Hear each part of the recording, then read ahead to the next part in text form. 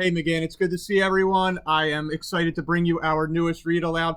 Anyone who has had me in school here for even a part of a year and more will know that I absolutely love the Library Mouse series. I love the stories that are told about Sam, who is a little mouse that lives in a hole in the wall in a library. And we're going to do one of the ones today from the series that is called Library Mouse, A Friend's Tale. And I love the what unfolds in this story between Sam and, well, you'll find out. So here we go. Library Mouse, A Friend's Tale by Daniel Kirk. Sam was a library mouse. He lived in a little hole in the wall behind the children's reference books. Sam loved to read, and he loved to write too. Everyone loved his little books, but Sam was very shy, and no one at the library had ever met him. Once a week, the children at the library met for Writers and Illustrators Club. For our next project, said Mrs. Forrester, the librarian, I would like all of the boys and girls to work with a partner. One of you will be the author, and the other will be the illustrator. You will find out how teamwork can make a great book. At the end of the meeting, there was one child left standing by himself. Don't worry, Tom, said Mrs. Forrester. I'd be happy to work with you. When night came, Sam the library mouse went to do some research for a story he was planning to write. All night long he studied, jotting down things in his notebook. But as the sun rose, his eyelids grew heavy and he fell asleep. Squeak! Sam awoke with a start as children filed into the room. In his hurry to escape, he left his little notebook behind. Tom discovered it on the librarian's desk. Carefully, he opened the cover and turned the pages. Then he went to tug at Miss Forrester's sleeve. What's this? Said the librarian, flipping through the notebook. From the titles of the stories in here, I would guess this belongs to Sam, our mystery author. He's written so many books, and yet we've never had the pleasure of meeting him. Let's put it back on your desk, said Tom, so Sam will find it. That night, Sam climbed onto the librarian's desk to look for his notebook. As he hurried back across the desk with his prize in his arms, the mouse stepped across an ink pad and left behind a trail of footprints.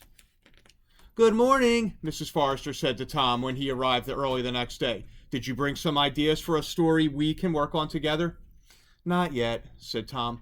Then he noticed the inky marks on the librarian's desk and saw that Sam's notebook was gone. That's impossible, he thought. When he was sure no one was looking, Tom got down on his hands and knees. He peeked beneath the library shelves and around the baseboards, not quite certain what he was looking for. Suddenly he saw a little hole in the wall. Now he knew why Sam always seemed to write about mice. Tom tore a piece of cheese from the snack he had brought, and he left it by the opening. Oh no, Sam cried when he stepped out of his hole that night and saw the cheese. Who could have left it? He wondered. What do they want? Sam thought it might be best to leave the cheese alone and pretend he had never seen it.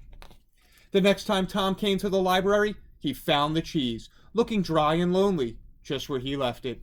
He replaced it with a peanut butter cracker. Maybe Sam will like this better, he thought.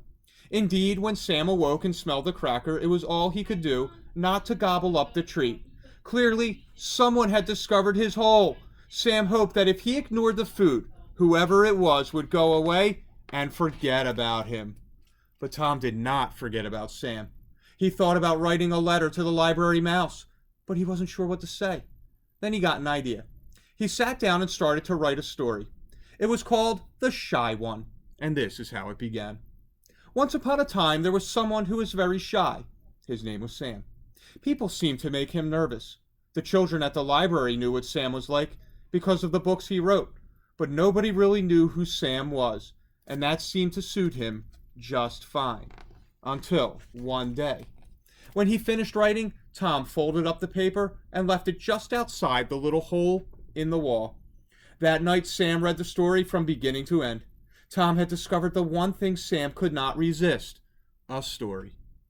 Sam grinned. He remembered Tom as a regular at the library. I got an idea, he said to himself, and then went into his hole and got to work. When Tom arrived that week for Writers and Illustrators Club, he felt a little guilty. He'd been so busy thinking about Sam that he'd forgotten to do his assignment. He got down on his hands and knees to look beneath the reference books. The paper he had left there was gone. Then he heard the librarian's voice. "Tom, what's this I found on my desk? I thought you decided not to work on a book this week. And then I found The Shy One, written by you and illustrated by Sam? I can't wait to share it with the group." Oh no, thought Tom. The story he had written had been meant just for Sam to see. What if Sam had drawn a boy and a mouse? If Mrs. Forrester read it out loud, everyone would find out who Sam really was. And then what? Someone might try to hurt him or chase him away. "Please don't read the story, Mrs. Forrester," Tom pleaded. "You should be proud of your work," the librarian said. "And how wonderful that you did a book together. I can't wait to hear more about who Sam really is." When everyone was seated, Mrs. Forrester held up the little book. She began to read. Once upon a time, there was someone who was very shy. His name was Sam. People seemed to make him nervous. The children at the library knew what Sam was like because of the books he wrote, but nobody really knew who Sam was, and that seemed to suit him just fine. Until one day, someone discovered Sam's secret. It was a good thing he only wanted to be Sam's friend. Here's a page from the book. "Come on, Sam." "Come on," Sam said to Tom. "Let's do it together." And they did. Mrs. Forrester read the story from beginning to end, and Tom was amazed to see the pictures that Sam had drawn. The illustrations showed 2 mice instead of 1, and one of them was named Tom. "So tell us," said Mrs. Forrester, "just who is this Sam who writes so many of our books? I just have to ask, is it you?" "Oh, no," answered Tom with a shy smile. "I just wrote the story. Sam is real, but he likes his privacy. So that's all I'm going to say. A friend knows how to keep a secret." When the library was ready to close and Tom was sure that no one was watching, he bent to place something on the floor beneath the children's reference books. Sam awoke that night to find a note outside his hole. "Thanks, partner. Great work. Your friend, Tom." Sam sat down at his desk. He had an idea for his own story about friends. He couldn't wait for Tom to read it, and maybe this time his new friend would draw the pictures. So again, I hope you enjoyed that story. I absolutely love The Library Mouse, love Daniel Kirk's work, and I love that that story showed just this awesome working relationship, not just between an author and an illustrator, but between 2 friends, even if they don't know each other that well. So, have an awesome night. We'll come back with one more read aloud before the end of the week. Take care.